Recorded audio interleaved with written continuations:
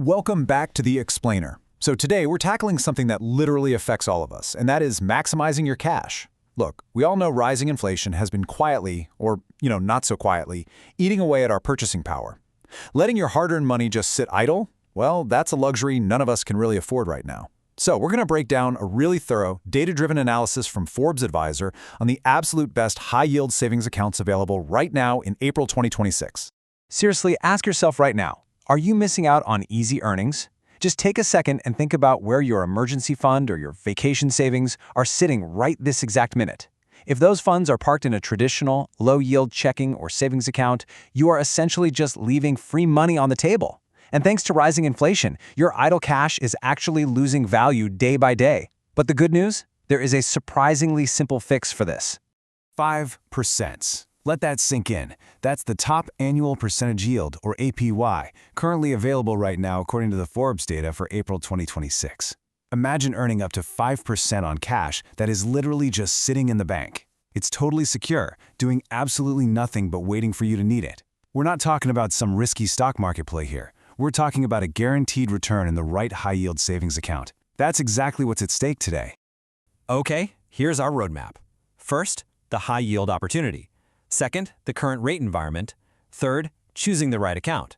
Fourth, top savings account picks. And finally, smart alternatives to consider. All right, let's dive into this. Section 1. The high-yield opportunity. Is it for you? Look, a high-yield savings account is an absolute game-changer if you're building an emergency fund, saving up for short-term goals like a wedding or a trip, or maybe hoarding a down payment for a house. It's safe, it's accessible, and it fights back against rising inflation.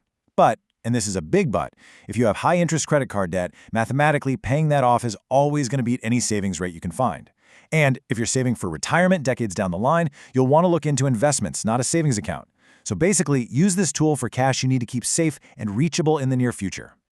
Moving right along to Section 2, the current rate environment, a closing window.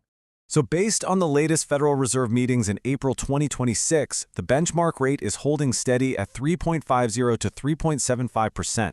Since savings rates basically mirror this federal funds rate, yields are holding strong for the moment. But looking ahead, Forbes is forecasting that savings yields are likely to drift lower as the Fed potentially cuts rates over the next 6 to 12 months to manage the economy. Basically, if you've been dragging your feet on opening one of these accounts, the urgency is very real right now. You definitely want to lock in a strategy before these peak rates start fading away.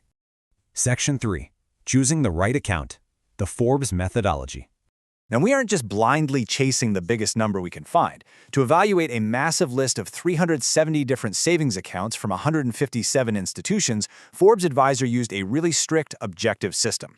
Yes, APY, the interest you actually earn, is the biggest piece of the pie at 40%, but it is definitely not everything. Trust makes up 25%, which covers crucial things like FDIC insurance and Better Business Bureau ratings. Access is 15%, like can you actually get to your money via a good app or an ATM. Fees make up another 15%, and finally, minimum balance requirements round out the last 5%. So an account has to be really well-rounded to even make the cut. Based on that methodology, here is a beautifully simple 4-step checklist for you to choose your account. Step 1. Score the best rate you can find to outpace or at least soften the blow of rising inflation. Step 2. Consider the fees. Honestly, a great rate means absolutely nothing if monthly maintenance fees are just eating your profits. Step 3. Look for digital features. You really want an app that doesn't make you want to pull your hair out. And Step 4. Check those minimums. Make sure you don't need, say, 10 grand just to open the door. All right, the moment we've been building up to. Section 4. Top savings account picks, April 2026. If you're someone who wants an incredible rate and absolutely zero fees, Varo is a really fascinating option. They offer a 2.50% base APY, but, and here's the kicker, if you meet their direct deposit requirements, you unlock a staggering 5.00% on your first $5,000. For an all-in-one banking setup with great perks, SoFi is just stellar. They offer up to a 3.30% APY with zero minimums. Or if you just want a straightforward, highly competitive rate without having to jump through any hoops, First Foundation offers a flat 3.75% APY. That one just requires a $1,000 minimum to get started. But hey, what if you prioritize the actual banking experience over squeezing out every last tenth of a percent? Well, if you want the security of a huge established name with a super smooth digital app, American Express delivers a 3.20% APY with zero minimums. Alternatively, Ally Bank offers a 3.10% APY, backed by fantastic 24/7 customer service and these really clever savings buckets to organize your money. And finally, for those of us who still actually like walking into a physical branch sometimes, Capital One 360 gives you a 3.10% APY right alongside access to their in-person cafes and local branches. Which brings us to Section 5, Smart Alternatives to Consider. You know, a high-yield savings account is great, but it's not the only tool in the financial toolbox. For instance, they generally don't allow direct spending. But money market accounts often give you check-writing abilities and even debit cards, though they might require a higher minimum balance, like up to $5,000. Cash management accounts, on the other hand, offer zero withdrawal limits, making them incredibly flexible for everyday spending. But I want you to pay special attention to certificates of deposit, or CDs. Now, they usually require at least a $500 minimum, and they actually penalize you for early withdrawal. So why on earth would we even look at them?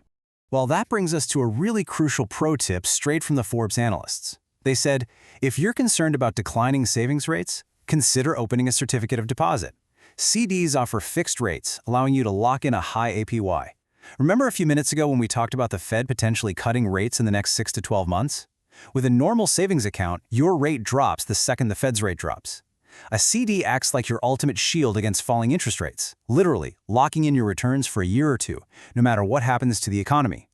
And that wraps up our explainer for today. You got the data, you know the top accounts, and you understand the economic window we're sitting in right now.